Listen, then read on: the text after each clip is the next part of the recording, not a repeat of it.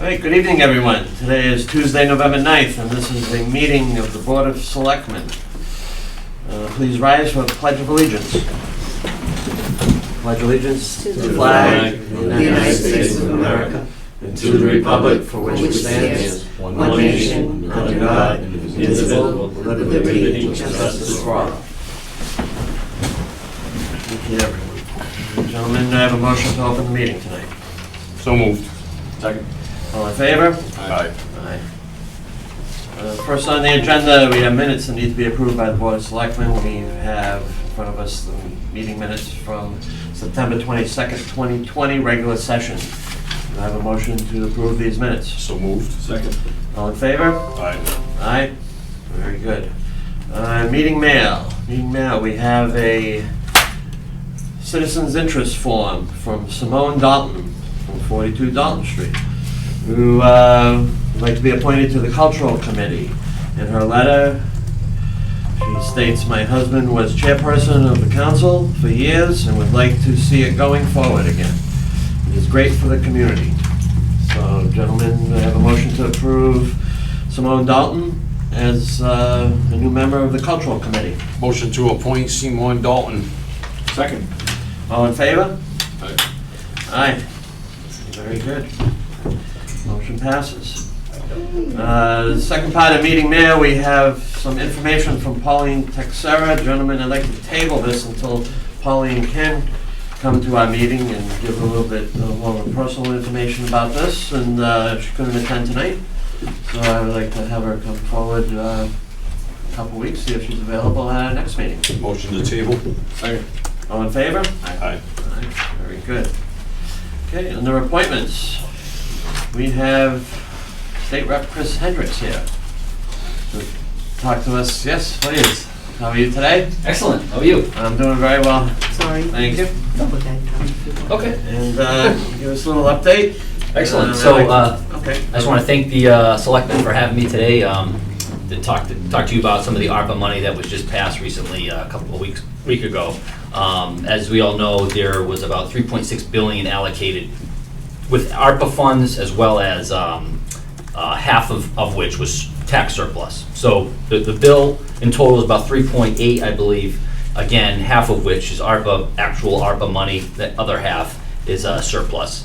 I had two amendments put in specifically for Acushnet, one of which was the Housing Authority at the Presidential Terrace, so they could do safety upgrades, specifically ADA type upgrades. I know they had a number of tubs that needed to be specially fitted to account for some special needs residents.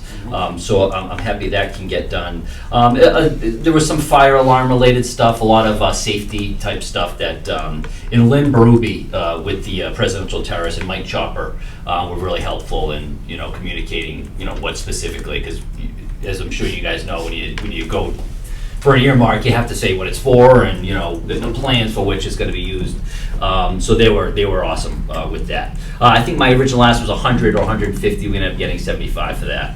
And just a little caveat, these earmarks are great and all, but they're very humble earmarks. But the buckets that were the money was allocated into specific buckets with this bill in total, and those buckets are water infrastructure, climate resiliency, and affordable housing for the most part. Those monies are still available to the town in addition to these earmarks. I just want to make sure everyone's aware of that. That's a lot of that is through the grant process, which I can help support as well. The other $75,000 earmark for the town of Acushnet was for the water study to be done. As you guys all know, a lot of the areas in this town over 100-year-old pipes for the water, just like most of the towns in New England. So, I know again that was an ask for about 100, 150, and they provided 75,000 for that to get, whatever recommendations that study, provides analysis of the conditions as they currently are, and it's a good step again for more funding in the future. I know you guys have a huge plan for connecting about 300 homes to the water sewer system. At some point, about a $15 million project. I did have an earmark in to support that. I didn't get that, but seeing how big the project is, I think, given that this infrastructure bill that was just passed in Washington recently, I would expect a state bill to kind of, one that came out last week, to be in the same fashion soon relative to infrastructure money, so that would be perfect. So I think getting the ducks in a row for another bill, so we can allocate that money specifically for that project, I think that would be helpful. So, I was, it's a lot of money. I would imagine that even without the infrastructure bill that was just passed, there's gonna be 2 or 3 more bills like this with ARPA money, seeing how, not all of it was used. And I think they have till 2026 to allocate it all. And like I said, there's still money available through this actual bill, through the grant process. And that's all I really have for the ARPA update. As you guys all know, the redistricting is gonna reshape things, my district specifically, which includes the town of Acushnet in the north end of New Bedford. My preliminary discussions with the chairman on that was, I knew I was gonna have to grow in New Bedford. I was gonna have new areas of New Bedford. I didn't know I was gonna lose Acushnet. And so that was a bit of a surprise to me. As you guys all know, it's gonna be split into 2 representative districts, one of which would be Paul Schmidt on the 2 top northern precincts, and then Bill Strauss on the bottom. I'm not gonna, water it down. You guys, the town of Acushnet will have less representative power in the House of Representatives because of that, I think. And so, a lot of my work in the last 3.5 years has been a lot of it in Acushnet, PJ Keating and a number of other issues, a lot going on in this town. It's gonna suck, for lack of a better word, to see Acushnet go. We done just campaign related stuff, that alone, we did a lot of work in here. So, it's gonna be a change. That said, those 2 other guys coming in have a lot more experience than I do. I did a lot of learning the last 3 years in the town of Acushnet, learning on the job, and everyone's been helpful. Julie, Chief Gallagher, you guys, Chief Richmond, have all been really great. So I'm looking forward to helping. I still have a year left, year plus, as I'll be representing Acushnet, so you can count on seeing more of me within the next year. And obviously I'll be available to help in any way I can with the new reps coming in. Those guys, having Bill Strauss, he's chairman of transportation, he's tied in with a lot of resources, so he's going to be good for the town of Acushnet despite the breakup. So absent that, if you have any questions, I have nothing more. Representative Schmidt, we're going to be tied in the northern part of Acushnet. Precincts 2 and 3 will be tied in with Fall River. Part of Fall River. Part of Fall River. So it's going to kind of loop around New Bedford. I think Schmidt has a little bit of New Bedford now. He kept a little bit of New Bedford. Okay. So Acushnet, New Bedford, Rochester, not Lakeville, in Fall River, Westport, will be Schmidt, in Freetown. Yep. Okay. And then Schmidt, I think he grew up. He went to Marion and parts of other parts that he didn't have. So he's going to have Acushnet, Fairhaven, Mattapoisett, Marion, and Rochester. That would be Kraus. Strauss, yes. Yep. Yep. Okay. And so, that's going to present some challenges, for sure. Yes, it will. For all the time, we've had 1 state rep for the town, and now it's going to be divided into Yeah. 1/3, 2/3. Yep. That sort of thing. The argument can be made that, the towns that now include Acushnet are very more similar to Acushnet as opposed to the north end of New Bedford. But if you look at, a lot of the voter participation, it's pretty much a lot different than what it was. Gentlemen? No, I think, Chris, we've talked about it. I think between now and then, the number one thing we could use help with is leveraging Rep. Strauss's chairmanship on transportation. We've got $700,000 sitting in the T transportation bond that you worked with Senator Montigny to put in. If we can get the governor to release that, that will allow us to get working on Slocum Street, which is a major project. So, Yeah. if you were to focus on one thing between now and the end of your time, would be that, to try to shake that money loose and get that moved, get that. Absolutely. project. Not to put you on the spot. Yeah, no, That's the most you're exactly tangible right. thing that you You know, can we take fought away. hard for that And be in money. his district, so. And I, you know, he'll be in a good position to kind of navigate that. And I'll obviously help any way I can with that. And I know you guys are having a lot of discussions about Slocum Street issues recently, so it's kind of, you know, a topical issue as well. Right. So, okay, thank you for all your work. Of course, and I'm not going anyway, so. All right, because we still got that hole over there. Oh, what hole? Oh, yeah. That hole, that big hole. Yeah, I know there was a meeting there I wasn't able to make at the Council on Aging this past Saturday, so I was looking over all the notes from that. It's pretty, and I'm getting a lot of pushback now from labor folks. And so I've been having some discussions with them, and you know, my perspective is that, you know, the health and wellness of those residents is the utmost important thing, regardless of the jobs they're in. Not that that's not important, but you know, I think that the health issue is Right. tantamount to everything. Well, compliance. You know, Compliance. their environmental impact on the town is huge, so it can be. So you know, being compliant is first and foremost also. So. Mr. Chairman, that's all I Yes, got. Mr. I Gaspar. just want to be on the record and say thank you, Mr. Hendricks, for your leadership over the last 3 years or so that you have been state rep. You participated a lot in our community, and I appreciate that participation, whether it's town meetings, the PJK issues, doesn't matter what it is, whether it was the COVID-19 ceremonial things. You were always here in the town showing your face. I think that's important as a state rep. I want to thank you for that. I want to especially thank you for the earmarking of the $75,000 for the water infrastructure, because it's been something I've been advocating for quite some time now in town about addressing our old water pipe and things of the like. So I appreciate that. I also appreciate the 75 grand you got the housing authority. It goes a long way in a small community. So I appreciate your efforts, and if there's anything that we can do for you moving forward, just reach out to us. We're always available. You can just contact Ms. Leonard. If there's an individual selectman you want to talk to, reach out to Ms. Leonard, and she'll give you our numbers, and you know, get a hold of us, and Yeah. whatever it is, anything that you need help on, if there's questions that you have or anything of the like, Mr. Hendricks.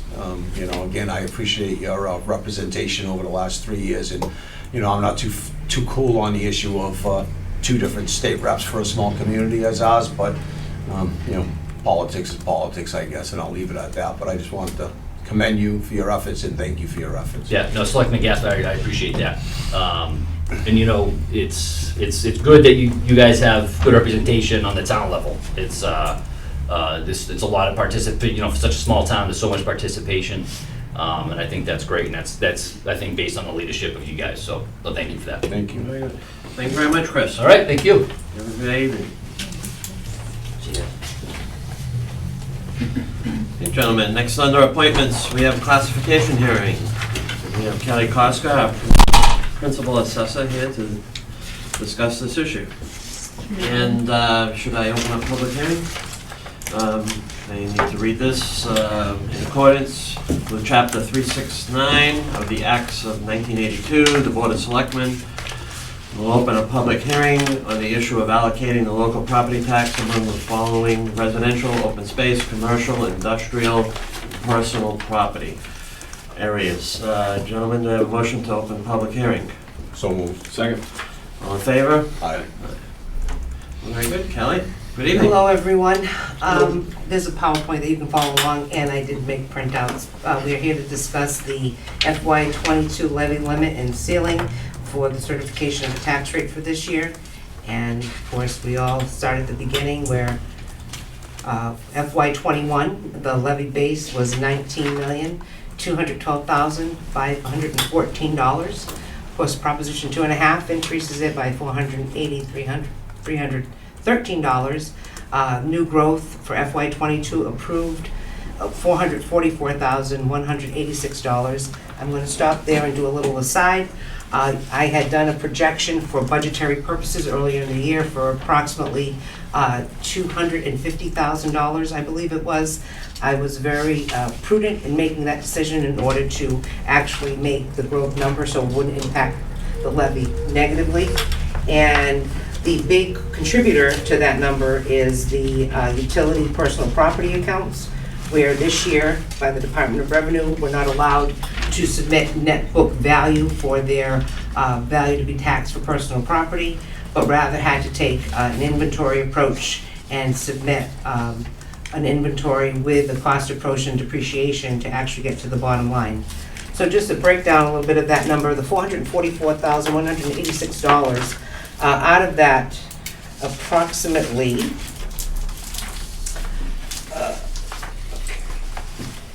$336,000 of that number is from the utilities. The utilities showed an astronomical growth where they had increase of value of $16,830,021. The other subcategories of whether it be residential or commercial personal property or the personal, commercial, industrial, or the personal property, for leading up to that $444,000. Solar projects are doing a projection of $18,694.91 contributory to the $444,000. And then the other, this is all just personal property I'm dealing with, the other majority is $19,438. As growth in value, while I stop there, by category and property class, in the single family class, there was a $5 million growth. 2 and 3 family class, $249,000 growth. Vacant land, $829,400 growth. Other residential properties, $712,000. So the total residential growth value to that number was $7,337,700. For total commercial, it was $30,000, and personal property, again reverting back to the number that I had mentioned before, together with the other accounts and utilities, $18,965,183. So on the debt exclusion, it was an estimate. That number was not available to me when I did these calculations. It has averaged about $400,000 to $446,000 the past several fiscal years, so I just plugged in that number to get the maximum allowable levy for this fiscal year at $20,537,013. Can I ask a question? You may. So, on the page that we have in the book, because all the stuff that you just threw out, I was writing some stuff down, but you don't have it in your presentation, Kelly, but you add in on the page that you have given us for the book from the Division of Local Services, there's a to calculate the fiscal year 2022 levy limit is the current year. You also gave us the prior year, fiscal year 2021, to give us a starting point. And then it says to calculate the fiscal year 2022 maximum allowable levy. That is correct. And that adds in the debt exclusion, the last one you just talked about. That is correct. Why do we have to do that? Why do we have to add in debt exclusion? Why would that be added in? Because usually that's, historically, that's what communities do. They look at what their maximum allowable levy is, and that's how they draw the taxation, or what dollars are gonna come from taxation to satisfy that budget. You do not have to do it, as last year you left about $300,000 on the table with maximum excess levy capacity, and you Correct. chose to go with the levy limit number, not the maximum levy number. And with that being said, that's where you see the difference. That But- is obviously a choice of the standing board of selectmen or mayors in a city to make that decision Right. for where you're shifting it and the excess capacity you're choosing to leave at the table. That's correct. So we did that last year because of the exorbitant new growth that we had, right? And the amount of available free cash that we had, so that we wouldn't crush the residential and the taxpayers, commercial taxpayers, or whatever it was. And we left that in excess capacity. I'm asking the question is why would we include a debt exclusion to go with a maximum allowable? Why would That would be more a we tax? financial That's question. basically tax into the max, isn't it? That is, and that would be a financial question, because that number is brought about by accounting, not the assessor side. The assessor side deals with the levy and the growth number, and that maximum levy number, which draws into the recap, which is that number you can't go past, or you're not gonna make it and you're gonna be negative, is that bottom number. Again, if you choose to go back and see as to why, the debt exclusion is part of the tax levy because it's a long-term debt. So that's why it's usually opted to put in there. Its actual impact on the number is more an accounting question, but I can definitely get that, do some research and get that back to you. Okay. Do you? I'm not sure. I don't know if I understand what you're saying. So are you asking why the debt exclusion is included in the calculation for the maximum levy? Yeah, why do you have to go to the maximum allowable levy when you have an option here and a breakdown here? It just goes to a levy limit. So instead of taxing people, and there's a lot of complaints about where our tax bills are currently, why do we bring in debt exclusion and put debt exclusion on the books as far as more money to be taxed on, instead of leaving debt exclusion out? So for like the DOR purposes, a debt exclusion is almost like an override. It adds to the allowable tax levy. So that's how they show it here, because you've excluded it from your proposition 2.5 to go above and beyond that amount. So that's why they added it in here. So without it, it would have been that 2137,013. But because you can add in the debt exclusion, that gives you a higher amount that you can actually tax people. You are getting, the taxpayers are paying for that debt through the exclusion above the 2.5%. I guess my question is why can't you not tax to the max and leave out debt exclusion? The taxpayers are paying for it, but why can't you just leave it out and keep it out of the equation so your tax rate could in return be lower? You technically did last year by leaving the max. I understand, but then it goes into excess capacity, and if you don't want to roll it into excess capacity, because that has its future issues too, right? Right, because you have to catapult for the future fiscal year. Right. So you can indirectly do it how we did last year, but I mean technically you have to appropriate for it. So you couldn't not have the debt exclusion and just manipulate it on your own. The DRR wouldn't leave it up to you to kind of do that. But indirectly, yeah, you could leave excess capacity to kind of cover the. So that's the only option, is to go back to the excess capacity thing. But that's detrimental if you don't have a conservative board of selectmen that say that's there, right, if we ever need it, okay, emergency response usage, right? Right. If you fall on hard times, you can roll back into that excess capacity to 390, whatever it was that we left on the bench last year. I'm just curious about a debt exclusion, why we would, to go to the maximum allowable every year, just means that, and what that says to me is I'm paying higher taxes than I really need to be paying, because that's the town raising more money for more spending purposes, correct? The levy's already determined because your budget's basically in place where you know what you need to make. The two sources, whether it be from taxation or other revenue sources. That's that first page of the recap, so. No, I understand. But the excess essentially comes from, we do an estimate at budget time that, as Kelly said, they'll do a conservative estimate because you don't want to underestimate what you'll have, but for your new growth and then for your overlay. And those numbers are actually pretty not flexible, but Fluid. they're fluid, they're undetermined. So you give an estimate, but then in the end, last year we had an estimate, but then all this solar stuff kind of came on board and the other personal property that was unexpected that actually drew that number up higher. And that's where we had extra money that drove that excess capacity up. And if we taxed to the max, that would have essentially been money that would have been on the taxpayers to cover, but it would have been, artificial in the sense that it's not funding anything. It's just keeping up with the amount of new growth that we had. Thank you. Thank you. Okay. The next slide is just basically, it's a visual of how the distribution of percentage of value by class is. Obviously, the town of Acushnet is predominantly residential at 87.8%. We don't have open space. Commercial occupies 2.3, industrial 1.9, personal property about 7.8. That is a big jump, and again, reverting back to the utility companies, they are no longer a net book value entity where they actually have to do inventories through forms of list, and it's the depreciation schedule and cost approach. So the full value of the town that's been approved by the DOR for fiscal 2022 is $1,489,495. Okay.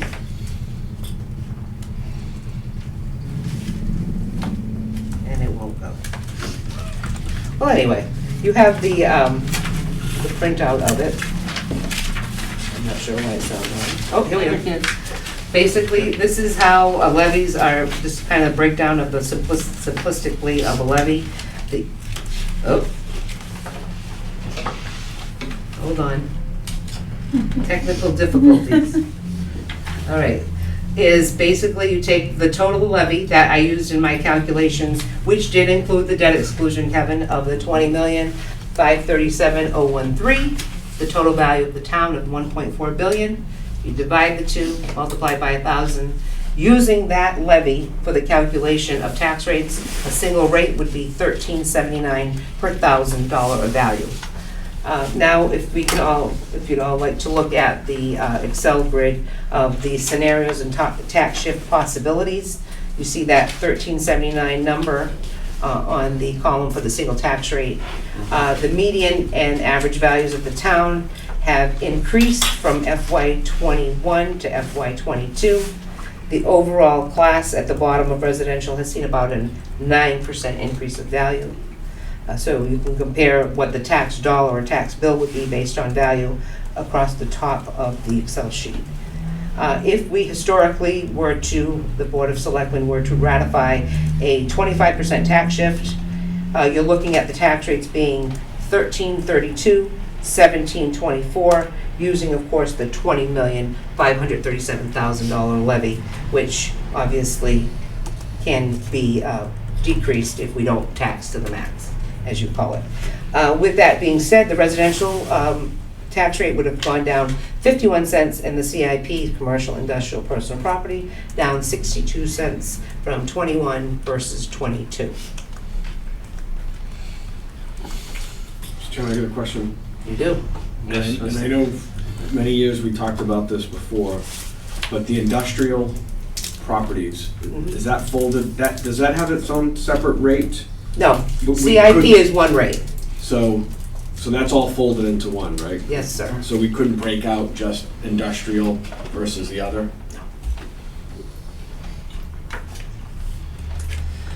So the classification amendment allows towns to shift a greater share of the tax burden to commercial, industrial, and personal property classes. There are limits to how great that shift can be, and in Acushnet, the Board of Selectmen is allowed to shift by no more than 150%. The impact from the shift on the various classes differs depending upon the percentage of the total value. So the lower the percentage of the CIP, the greater the increase of tax burden, assumed the maximum shift is applied. So basically, the long and short of it is, the more burden goes off the residential class, the lesser the tax rate.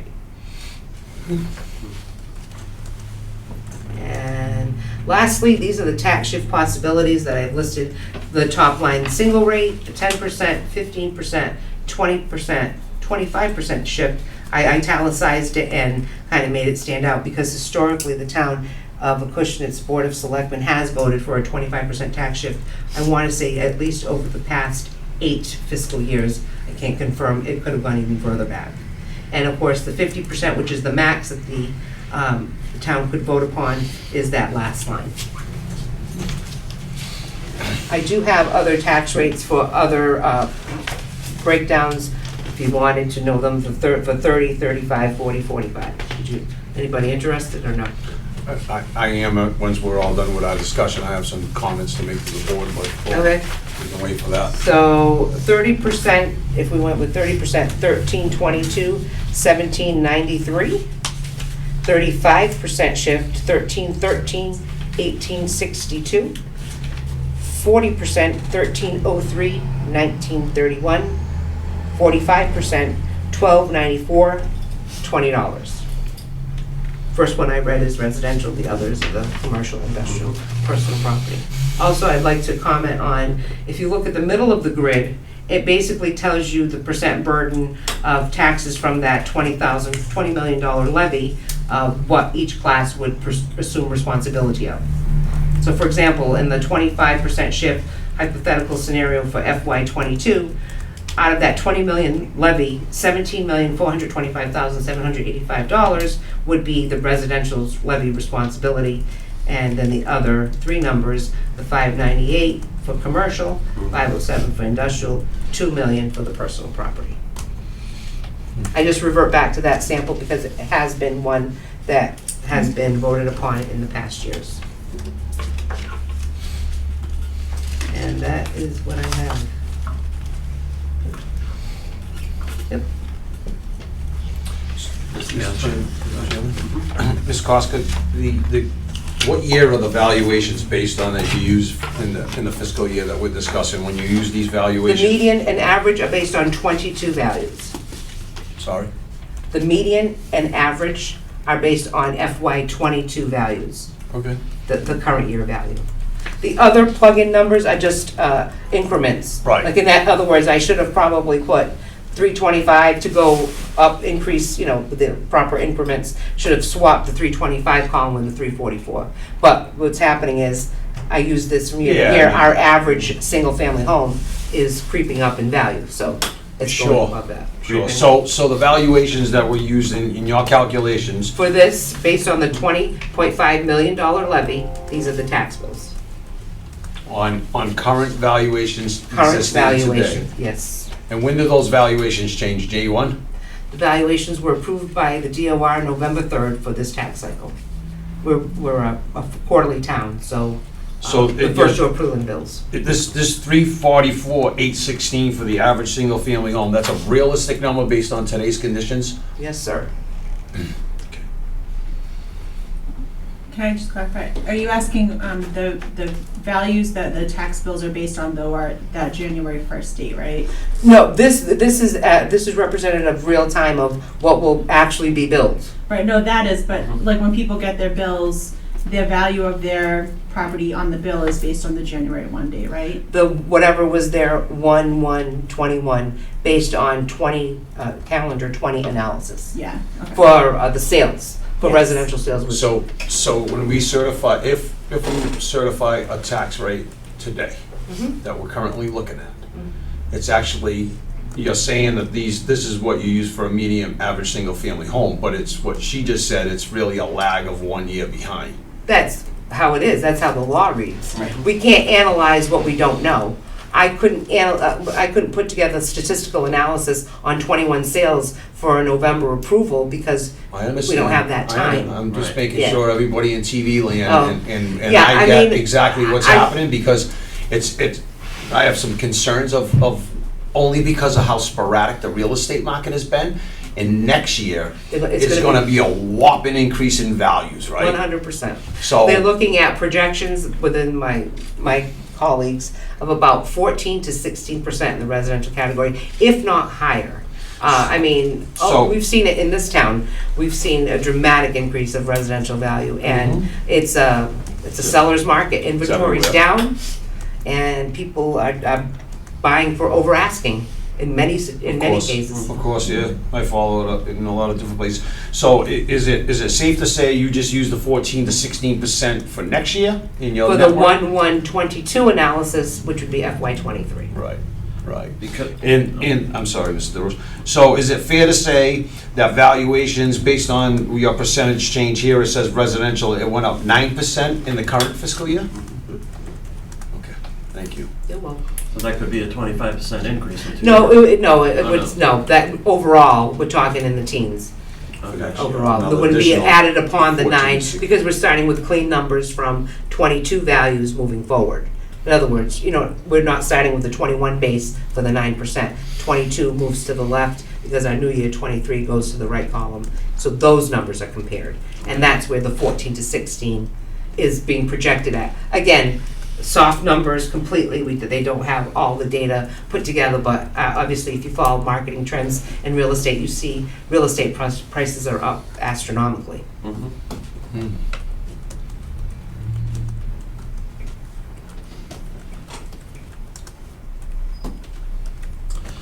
So, how do we want to proceed with this? Do we want to,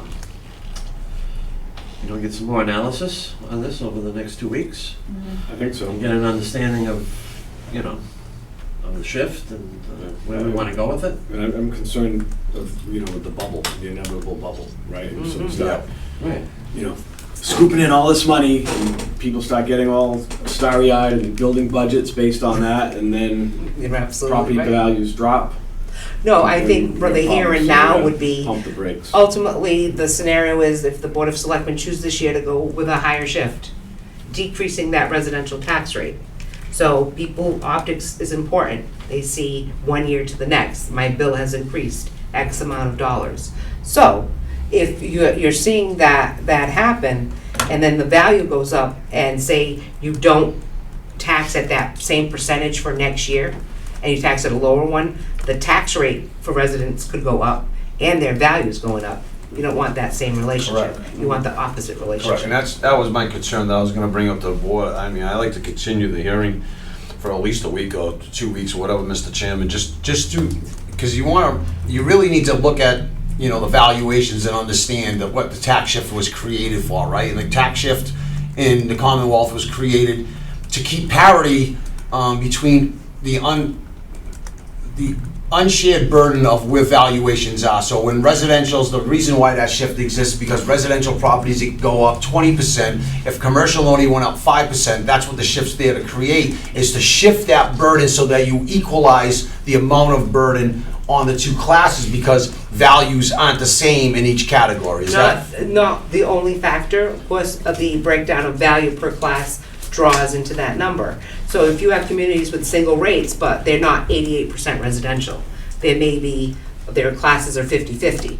This town is predominantly residential, so those are the bulk of your taxpayers. Right. If you want to, for a better choice of words, make a more prudent decision for that group, then yes, the higher the shift, the less burden upon them What for tax. I'm saying is if I own a home today and I'm being taxed at whatever rate it is on a $300,000 home based on the discussion we just had, Kelly, and next year I know my valuation's gonna go through the roof because people are paying cockamamie prices, those values might go up to say 400, okay?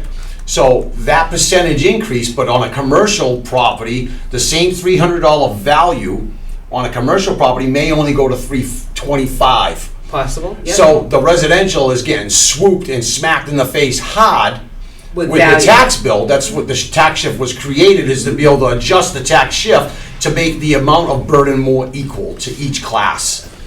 I guess you could put it that way, but you have to look at how the value is drawn into that 1.4 billion, the value of the town. The supported value of the town comes from that residential class. Correct. So I understand. you have to keep that in mind. I understand where you're going with this number, and you're 100% and how you're thinking about it, but towns and cities look at it individually as to what draws in their value, what class. What course. class is pumping in that number Yeah. to create the tax bill? Correct, so. Do you have to go in increments of fives? No. I mean, You can go in lesser increments. I mean, they can go in increments of, I think, 1 or 2. I mean, I But think- normally it's that micromanaged. Right, but again, I think given the market conditions, I think we need to micromanage. Like, we really gotta pay attention to this thing. And if it means looking at it on the ones and twos. You're gonna dissect it a little bit more. I think so, I really do, because I think we gotta find the sweet spot. So in the 5% category, from like 110, Mr. Warner's talking about, you know, smaller increments, and from like 110 to 115, if you're looking at the numbers, you're basically looking at, you know, call it $30 from a residential to a commercial. So you might get into that aspect of it. You have a sheet though, Kelly, because you stopped at 125 and you jump right to 150. If we have the Yeah, 130, I've given you, 130. I said them earlier. Yeah, for us, Yeah. to study, do analysis Sure. and see what's going on, and then be able to look at those valuations with the commercial, where I just spoke on the commercial, how much they increase versus residential's they increase it. That all should weigh on our decision of what's happening, because right now, if, say we just sat here tonight and we looked at it like we normally do, you look at it, the residential people, they would go down based on this. I know it never goes down, tax bills never go down, and I say this every year to you, Kelly. It would go down, it's a savings of $173,000, $173 on a $344,000 median average single-family home price. If the same thing applied to the same value of a commercial property, which is what your analysis does, is apples for apples in valuations, they would save $214 on their tax bill, I understand. which is a difference that businesses would save an additional 41 versus the residential. So, you know, and I think the assessors voted 3-0 to go down to a 120. That really doesn't make a whole lot of sense in my head of why that rationale's there with them. So I'm trying to figure this out a little bit, and I know they've been, asking for that for years. I don't understand that To be honest with you, Kevin, in towns like this, a lot of single rate towns, when you see this type of scenario. You don't see the split. You see the split more when you have the larger values drawing on the commercial industrial side. Okay. But, I mean, this town, from what I know historically, chose to split, I believe in the 90s, when the LNG tanks came into town and people were starry-eyed and saw sugar plums dancing in their head and the dollar signs all in Sure. front of them at that time. Sure. And once a town goes to a split rate, very rare does it go back to a single rate. And what you're talking about in your scenario could be even a higher shift.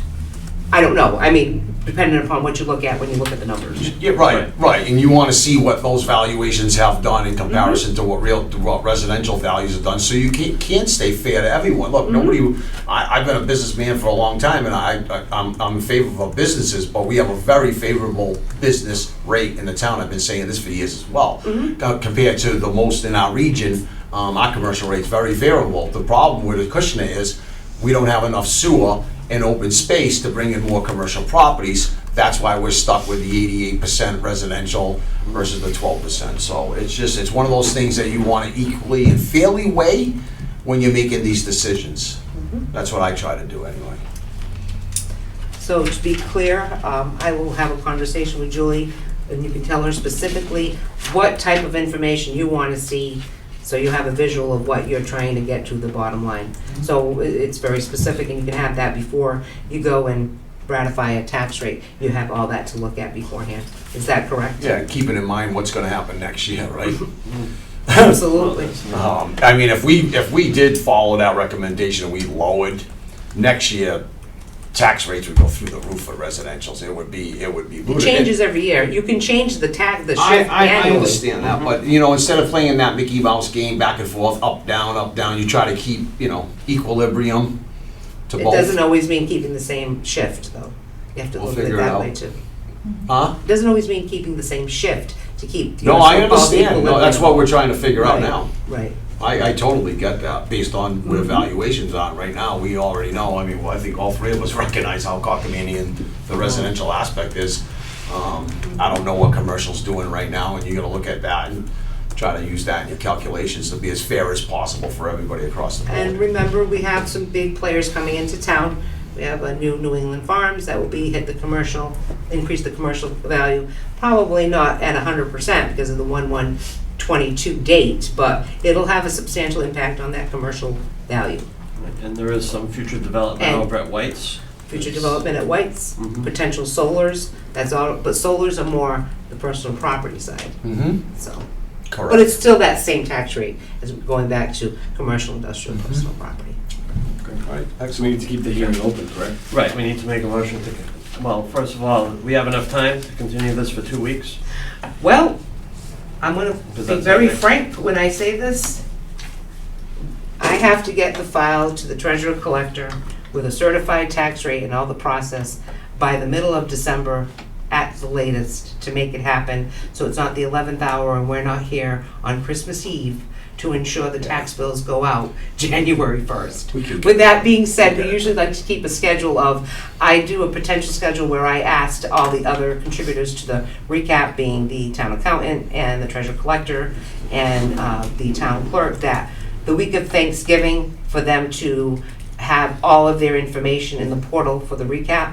So I can do submission Thanksgiving week, so the DOR can do their review, because obviously certification isn't quick and fast, they have to look at what they're getting for the first week of December, for me to then go and process and start the commitment for the actual billing. Are we okay if we go to the 23rd? Yeah, Does 23rd it is. say the 23rd or like the 9th, maybe like Thursday, like the Friday the 19th in the afternoon or something like that? I don't know how you guys, you never know with like, No, I know. COVID, somebody goes out sick or whatever, right? I mean. I'm open to anything. I'll do whatever. I'll accommodate the board maybe for schedule. The 19th?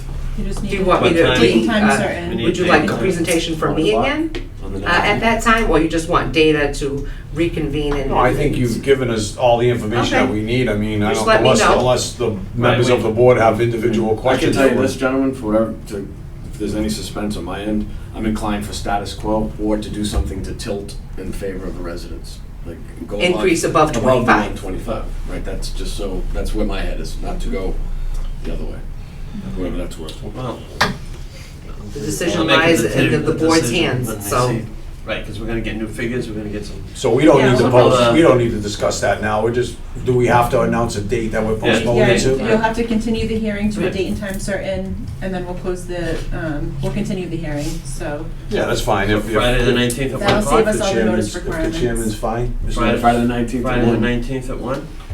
Friday Is that 19th at 1? Okay, so do I have a motion to continue this public hearing to November 19th, which is a Friday at 1 PM? So moved. Do I have a second? Second. All in favor? Aye. Aye. We'll continue this hearing.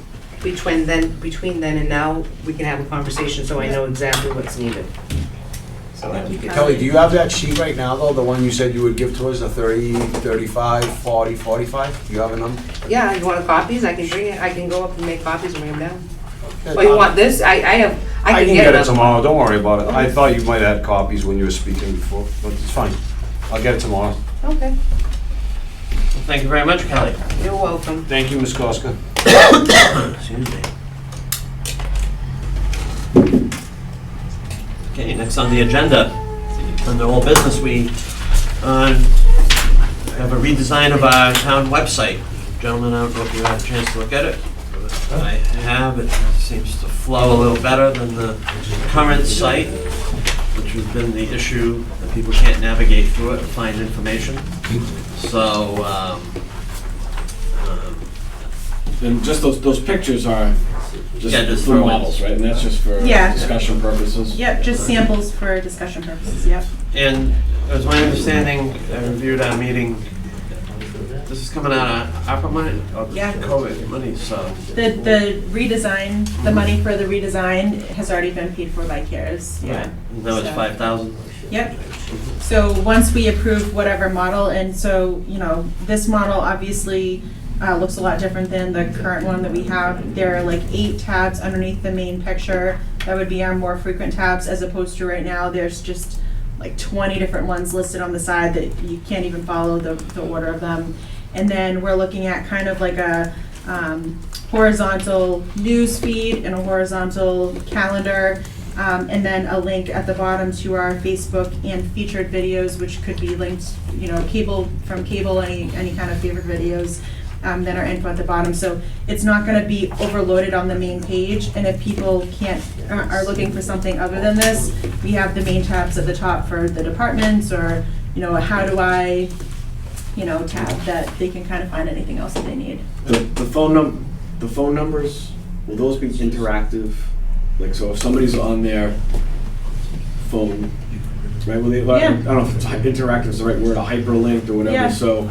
Like just- mobile friendly. Yeah, so you can just click on it and it'll go to that thing rather than having to try to remember it. You know, because a lot of Yeah. times people are running around on their Right. phones and just, if we can. They should be, but I'll find out. I'll make sure that it's mobile friendly I for think things that's- like that, yeah. I mean, here's the deal, like, all the studies are showing, people aren't getting their information on a laptop. It's all phone, you know, so. Yep.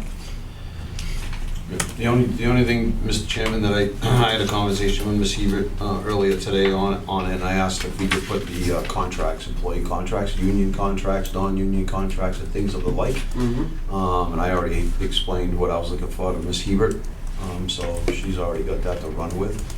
And as far as whatever picture you want to put on the town website, I think we need a professional photographer in town, somebody who really knows what they're doing to help us out with that. do you know anybody? I that don't does know that? anybody, but if you know of one, let us know. Mr. DeRoche might know somebody that takes pictures. If you have a friend of a Got friend. tired. I think that's a big part of it too. Well, on our current website, the pictures that we have are not, they're not focused right, where like all you see is like the top of town hall, and it's such a waste of, I mean, Yeah, all the not like chip that's the paint. best picture either, but You this see the chip paint? yeah, but this picture that's in the sample is a picture that's currently on our banner, but it's cut that you can't even tell that that's what it is, and it's a nice picture of a. Just like the pictures, if you go to the town's website, all the tabs would stay the same, but the pictures would change, like if you had 5 different pictures, you know?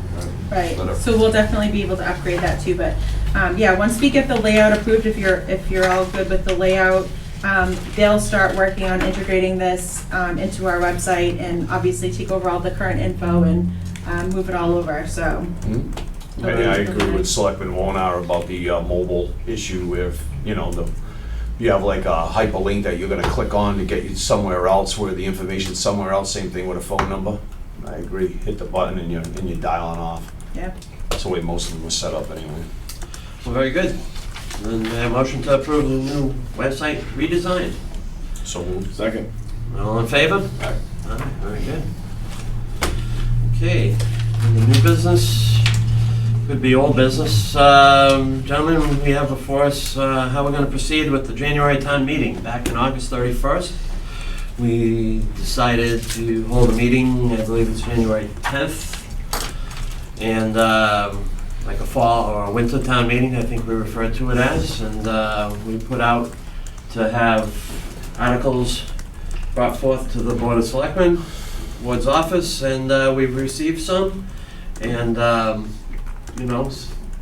we talked about having this not be a capital articles, but, there are some that I've seen that have come through, well, they're pretty much all capital.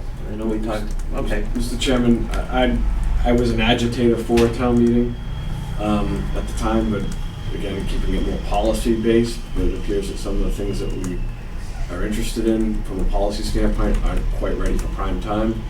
And so I think we should just pull the plug, not to mention, we're gonna be going through some transition with Julie leaving, we got tax bills, that's a lot of stress to put on the system, so I'd be more than happy to offer a motion to cancel that town meeting. Mr. Gaspar, any comments? I'll second that. Couldn't agree more. Okay, very good then. I got a second? All in favor? Aye. Aye. We will be, It's the least of my concerns right now. very good. Move on. Town administrator report. Good. Okay. Selectmen's announcements. Mr. Gaspar, Mr. I Warner? want to remind everybody that Veterans Day is Thursday, and we'll be out there for a Veterans Day ceremony at 9:45 a.m. It starts at Pole Park at our beautiful Veterans Memorial grounds. Mr. Chairman, you'll be the MC of that, I believe, I so will be. I'm working on my... look forward to seeing everybody, and whoever can't make it, I'd just like to thank all our veterans who have served in the past and are currently serving. Thank you very much for your service. It's well appreciated. Very good. The following boards and commissions have vacancies. Please consider serving your community by submitting a letter of interest to the Board of Selectmen. The Agricultural Commission has 2 alternate vacancies. The Beautification Committee has 7 vacancies open. Community Preservation Committee has 1 Housing Authority vacancy. And Cultural Council, we appointed someone tonight, correct? Mm-hmm. Okay, so we have 12 vacancies for that now, and the Open Space Committee has 1 vacancy. Future business. Well, this might change right here because we are public hearing. 19. So future business would be Selectmen's meeting Friday, November 19th at 1 p.m. to continue our public hearing concerning the tax shift. And we can go from there. Executive session. We're going to adjourn to executive session under General Law, Chapter 30A, subsection 21A2, to conduct strategy sessions in preparation for negotiations with non-union personnel or to conduct contract negotiations with non-union personnel. If an open meeting may have a detrimental effect on the position of the public body and the chair so declares, and the board will not return to public session. Review of matter presented, votes may be taken. A roll call vote, Mr. Warner? Yes. Mr. Gaspar? Yes. And I am a yes. And we will not be returning to public session. Thank you very much. Have a good evening.